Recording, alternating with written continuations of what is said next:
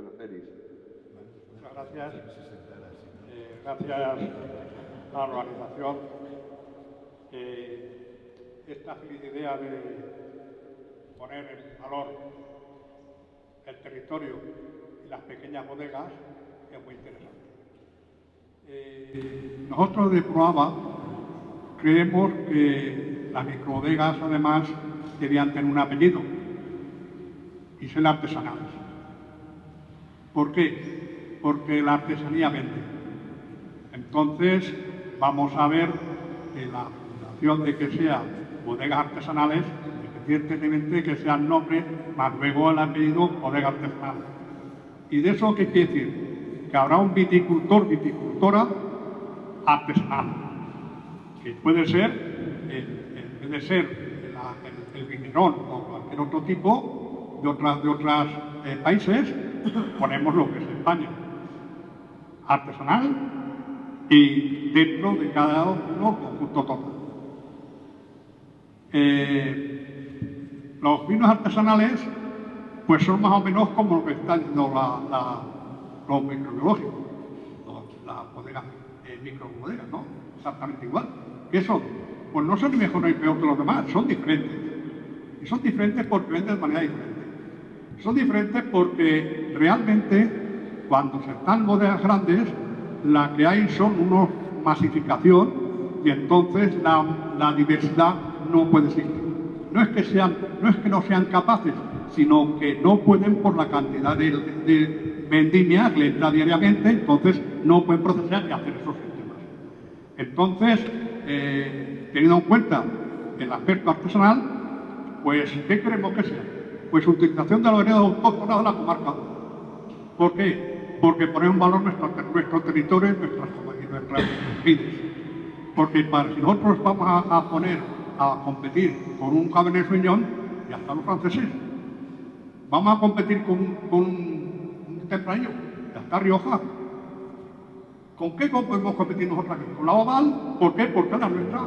¿Con qué competimos blancas? Con las blancas, con la Macabeo y con nuestras autóctonas que están en distintas zonas de la Comunidad Valenciana, que son las que tenemos que poner en valor. ¿Por qué? Porque es nuestro patrimonio que hemos ido heredando. Y es lo que nosotros tenemos que poner en funcionamiento y es la diversidad que tiene el hacer los vinos distintos, que es la diversidad bastante importante. Con los procesos, pues son los más sostenibles posibles. ¿Y qué? Producciones limitadas. Siempre son producciones limitadas. Utilización de una variedad autóctona a la comarca.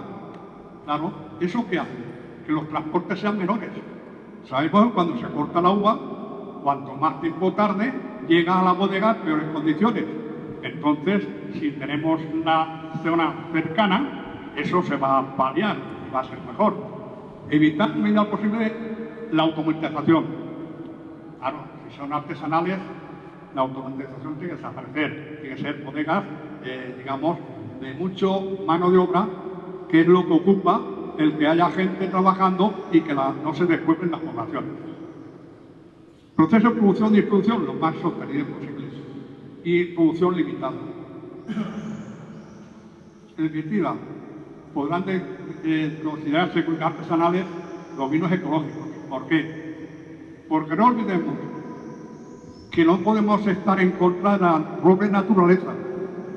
Nosotros estamos viviendo en un hábitat que lo estamos destrozando. Entonces, la única manera de poder librar de este tema es haciendo las cosas ecológicas, porque es un mantenimiento de nuestro territorio, es un mantenimiento de nuestra idiosincrasia, es un mantenimiento de nuestros futuros que van a encontrarse con unos problemas mayores que nosotros no hemos encontrado. Tenemos que intentar paliarlo a mayor posible, a manera posible.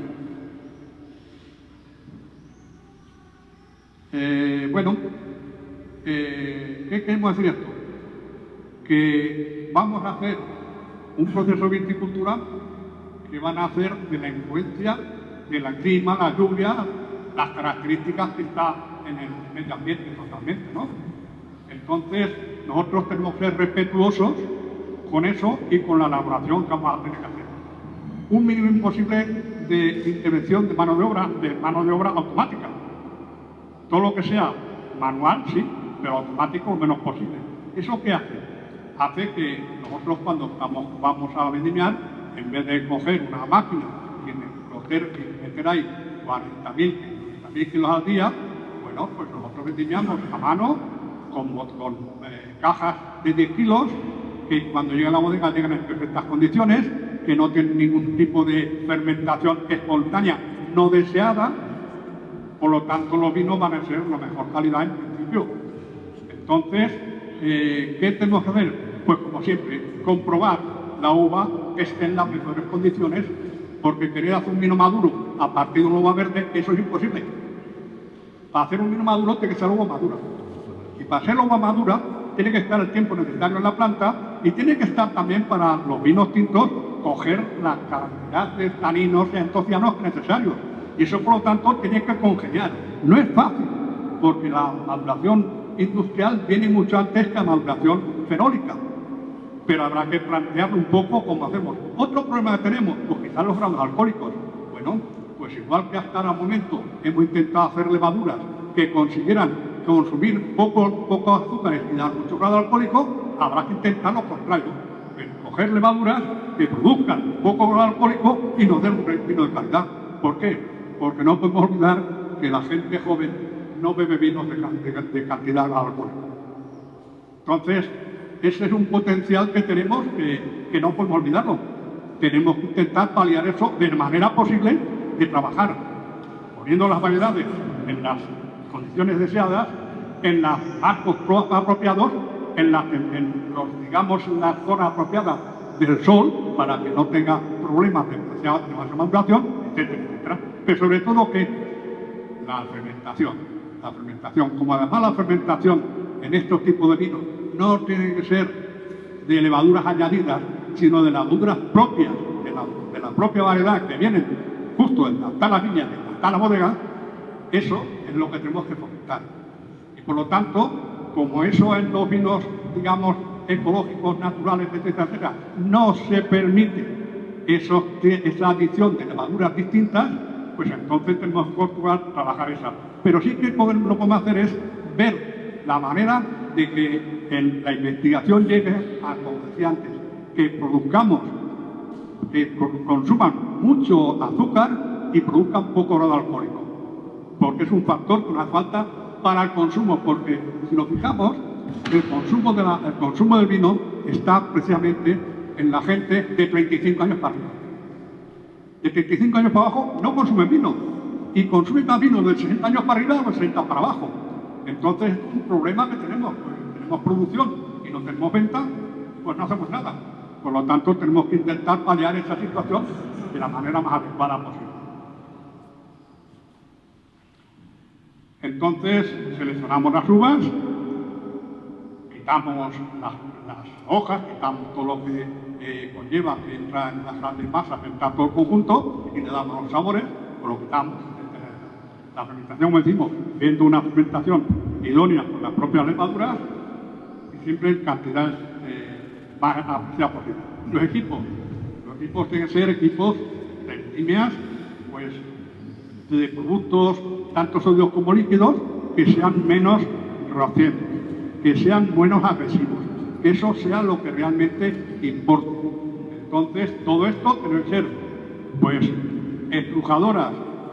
Si nosotros en principio el primer vino, según la Biblia Noé, ese vino, que no era enólogo por cierto, no había enología, no se conocía. Bueno, pues si hizo vino y ese lugar a producir una cantidad, lo hizo con las levaduras autóctonas, no puso levaduras. Y luego lo hizo con maquinaria, lo hizo con la mano, con los pies, pisando y estrujando. Entonces, ¿qué tenemos que hacer las máquinas? Máquinas que trabajen de la mejor manera posible, dilacerando y rompiendo lo mínimo posible para que realmente la fermentación esté adecuada a lo que realmente queremos que sea el vino. Y eso lo mismo en las prensas o en cualquier tipo de maquinaria vamos a utilizar. No he puesto aquí lo que sería un ejemplo de elaboración de un vino blanco: vendimia, recepción, parillado, enfocado, currido, prensado, desfangado, fermentación, trasiego, clarificación, centrifugación, filtrado, esterilización, filtrado, mateado y mercado. Sería finalmente lo que sería el proceso. Claro, todo esto siempre de manera que sea lo menos agresivo posible y en las mejores condiciones. Ahora vemos otro esquema distinto, que es exactamente igual. Veis que siempre ponemos aquí, aquí ya vemos la fermentación maloláctica por una razón sencilla, porque los vinos, cuando nosotros adentro poco, empezarán las uvas a enverar. Y cada hoja tiene el efecto de una placa solar. ¿Por qué? Porque a partir de la hoja va introduciendo los ingredientes suficientes para que luego van a ser importantes el vino. Los taninos, los alcoholes, etcétera, todo ese conjunto. Eso es lo que va a hacer el vino. Entonces, lógicamente, como sí que hay un ácido que es el láctico, el ácido láctico, va a ser el ácido de la leche, que es un conjunto menos ácido que el ácido málico, que es el ácido de la manzana, que es más conjunto fuerte. Entonces lo que hacemos es con la fermentación maloláctica pasar la cantidad del ácido málico a láctico, suavizando el vino y por lo tanto dando mejores condiciones instantáneas. Pero que esto tampoco hay que añadir las bacterias, sino simplemente de bacterias que ya están y en las propias fermentaciones de otros años, podemos coger con esto hacerlo perfectamente. Hacerlo exactamente igual el conjunto. Bueno, tenemos la agricultura ecológica porque, como decía, no podemos luchar contra nuestro hábitat. No podemos destruir lo que estamos viendo, porque el ser humano es el animal más restrictivo y más rompedor que hay para la propia naturaleza. Entonces tenemos que ser, digamos, amigos de la naturaleza, no contrarios, tenemos que ser amigos para que la naturaleza también nos dé lo mejor suyo. Entonces, pues proponemos que sean los vinos ecológicos, porque es la manera de ser lo más responsable posible. Aquí, claro, está claro que hacer un vino, una viña ecológica en esta zona es muy fácil. No llueve, no tenemos problemas de plagas, no tenemos problemas de niños, si no llueve. Esto es facilísimo, ¿no? Entonces eso es fácil hacerlo. Pasamos, bueno, para eliminar, digamos, las plagas y tal, bueno, pues utilizamos el sulfato de cobre, utilizamos el azufre y luego, pues, para los insectos, pues, trampas para recogerlos y evitarlos. Quiere decir que en vez de poner sistémicos que matan, pero matan también nosotros, porque ¿qué ocurre? Al rodarlo, hace años, cuando bebías un vino, al cabo de un rato, te se arreaba. ¿Por qué razón? Muy sencillo, porque le estamos añadiendo una cantidad de sulfurosos, los sulfitos, en gran cantidad. Cuando hemos bajado los sulfitos, ya no te puse de cabeza, no te puse a peor. ¿Por qué? Porque somos más respetuosos. Porque el sulfuroso es nuestro antiséptico natural que tenemos autorizado, pero también es un problema cuando está en demasiada cantidad. Como todas las cosas, los excesos son malos y donde realmente funcionamos bien es en lo que es en pequeñas cantidades lo necesario para nuestro organismo. La fermentación, pues eso, solamente los productos naturales.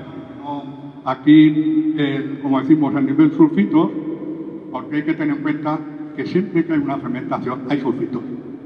Se producen por la propia levadura. Entonces, decir que este vino no contiene sulfitos, eso no es cierto. No contiene sulfitos añadidos, que es distinto. Entonces, ¿qué pasa? Que tenemos que procurar que la cantidad de sulfitos, la cantidad sulfuroso que tenga, sea mínima para que sea la conservación y el mantenimiento lo que queremos y además no nos perjudique a nuestra salud propiamente dicha. Entonces, eso es lo importante. Producción integrada es una situación parecida a la ecológica, pero en un escalón mucho más bajo. No es tan restrictivo, no es tan famoso, porque lo que es una ecológico es mucho mejor, pero es esa ingrediente, digamos, que existe ahí como tal, y hay bodegas, viñas integradas, posiblemente de biodinámica. La agricultura electrodinámica, pues también está muy mal.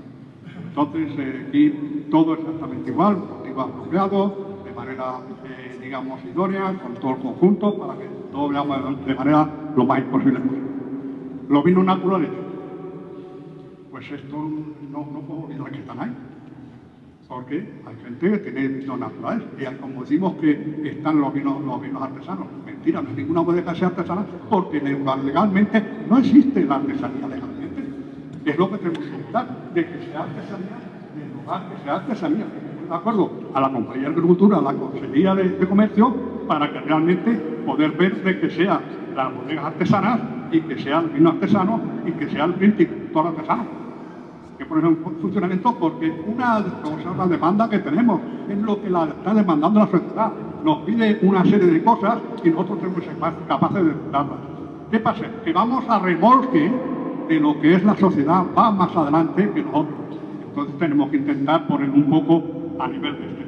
Digo porque hace ya estamos sobre 8 o 9 años ya con el tema de los vinos artesanales, a ver si damos solución de una vez con las dos consecuencias.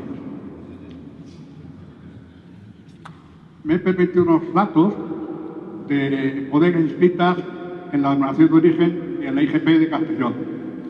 Entonces, aquí tenemos Alicante, 12 bodegas embotelladoras, 22 no embotelladoras y 34 totales. Eso es el año 1938. Utiel Requena, 5 embotelladoras, de ellas 4 cooperativas, 50 no embotelladoras y 55 bodegas totales. En Valencia, de Valencia, 28 embotelladoras, 50 no embotelladoras y 78 bodegas totales. Superficie inscrita en el año 2017.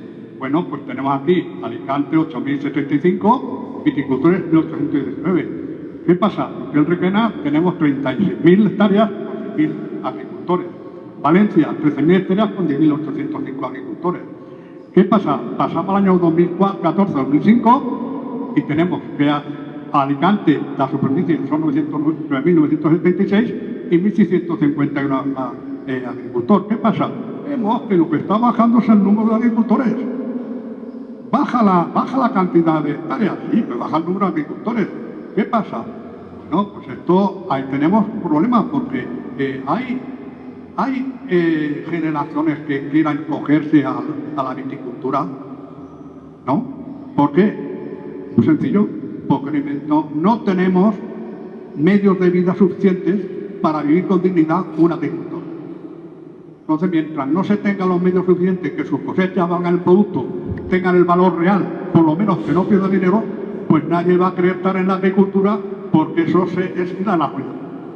Y esto es otro problema que tenemos, que hay que dar solución. Hay que dar solución porque los problemas están, pero los tenemos que dar soluciones. Estamos, nuestra inteligencia, que decimos somos animales racionales con inteligencia, está para darle solución a los problemas. Y eso lo tenemos que hacer, darle solución a los problemas, atacarles y verlos de darles solución, que vayamos bien. Bueno, esto es, ¿de dónde venimos? La comarca. Venimos del censo 1988, tenemos 55 bodegas, 5 embotelladoras está seleccionado, 4 SAT, particulares 1. O sea, 0, 1. El 2000 vemos que las bodegas pasan a 77, las cooperativas pasan a 45, de 5 que había, la primera en la comarca es la de Utiel, en 1927, la segunda la agrícola requenense en 1935, la tercera viticultora requena con el año 36 y luego en el año 39 Sinarca y Campo Robles. Entonces, esto quiere decirse que el boom está de los años 40 a los años 65 es el boom de las cooperativas en la comarca, que coinciden con algo muy importante, con don Pascual Carrión y Carrión, defensor ultranza de las cooperativas para que hubiese, digamos, explotación, entre comillas, para que el agricultor pudiese defenderse. Pero don Pascual aún fue más. Decía que el paso siguiente de las cooperativas tenía que ser embotellar. ¿Qué tenemos aquí? Que realmente el embotellamiento es pequeño. Siempre hemos tenido un problema singular. y es que no hemos vendido. Somos productores, lo hacemos relativamente bien, tenemos las bodegas muy apropiadas, la tecnología la tenemos, la técnica hace años que está la misma. ¿Qué es lo que nos falla? Ventas, ventas, ventas, ventas. Nuestro problema, solucionar las ventas. Entonces, en el año 2010 tenemos 95 bodegas en la comarca con 65 en botellas, y de las cuales cooperativas son 17 y 4 particulares.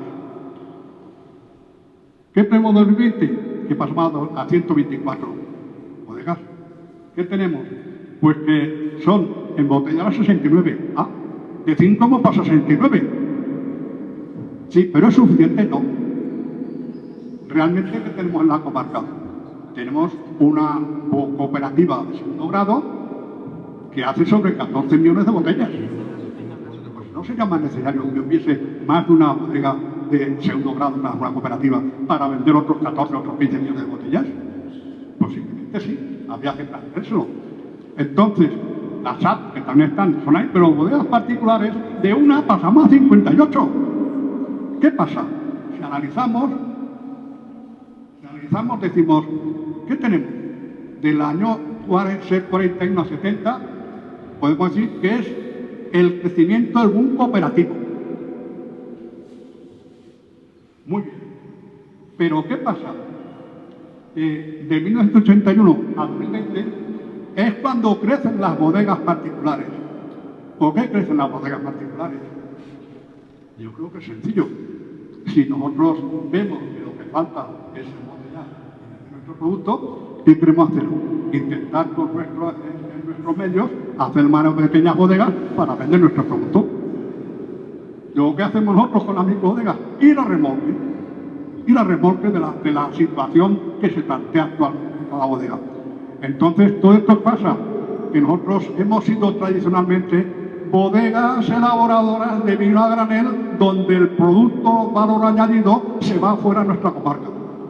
¿Qué pasa con estas 65 boteadoras? Que el valor añadido de este se queda en nuestra comarca, y es una riqueza que va directamente al agricultor. Y entonces eso es un beneficio que realmente sí. Por lo tanto, tenemos que ser conscientes de ese esfuerzo. ¿Qué pasa en esta comarca? Como decíamos, hay cooperativas, si vimos en la defensa alpea, había 17 bodegas cooperativas que boteaban. No, luego pasan realmente a 5 o 6. ¿Por qué? Muy sencillo, porque aquellas son bodegas asociadas a Coviñas, las cuales embotellan Coviñas. Pero cuando eso se desaparece tal cual, resulta que vemos que realmente sí un censo de las cooperativas en conjunto y otro de ellos que realmente los hay, que nosotros lo que estamos es con embotelladoras distintas, en el que realmente hemos pasado de 5 embotelladoras a 65, en el cual tenemos un potencial bastante efectivo. ¿Qué pasa? Que entre 2000 y 2010 hay varias cooperativas, 17 cooperativas que embotellan. No. Solamente son 9. El resto son, digamos, de asociados. Situación actual. Bueno, diversidad de distintas microbodegas. Unas venden todo su producto, otras venden poco, unas son ecológicas, otras no, otras pertenecen a la reserva de a la Rosa del Cabriel. Hay diversidad. Otros son vinos naturales, hay diversidad. ¿Qué es lo que es la propuesta que hacemos? La propuesta que hacemos, vamos a hacer una cosa.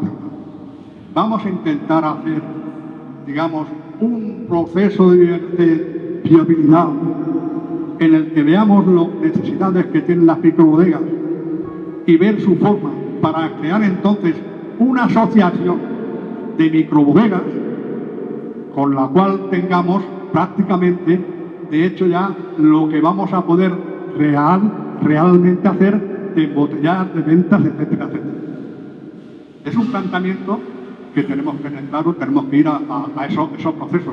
No podemos ir de francotiradores, porque no vamos a ningún lado. Tenemos que ir, digamos, unidos. Si realmente se hizo las cooperativas para ir unidos, pues ahora tenemos que hacer una unificación para ver de qué manera damos solución a nuestros problemas que tenemos actualmente. ¿Qué pasa con las microbodegas? Fijan territorio. Fijan territorio. Porque las viñas viejas, por ejemplo, están de llegar, bueno, pues viñas viejas que no estaban en producción, las cogen y las ponen en producción. ¿Qué ha hecho? Fijar territorio. Eso ocurre en otras más. Por lo tanto, las microbodegas son elementos que nos fijan territorio, pero fijan población, porque como ya tiene aquí los medios de trabajo, se queda la población trabajando dentro. ¿Y qué hace? Evitar problemas en las grandes ciudades, porque lo que hace es vivir en su entorno, con su trabajo, en su entorno y evitar problemas fuera. Eso es lo que tiene las microbodegas. Eso es el factor importante que tiene las microbodegas y lo que me hace, digamos, pensar que con el tema microbodegas estamos intentando darle una vuelta a lo realmente a la que es el medio ambiente para que tengamos la mejor forma de vida, no nosotros, sino nuestros descendientes, que son los que realmente van a crecer. Entonces, también sería bueno, pues si una vez visto este tema, hacer rutas turísticas de microbodegas. Y hacemos una ruta turística de 2, 3 microbodegas, y eso ¿qué hace? Conoce nuestro territorio, conoce nuestros vinos, conoce nuestras poblaciones, conoce nuestra gastronomía y nos conoce en conjunto a lo que realmente somos y lo que realmente queremos hacer. Muchas gracias por la atención y espero una vez. Muchas gracias, Felipe. Y ahora vamos a hacer un pequeño receso, grabamos una cosita y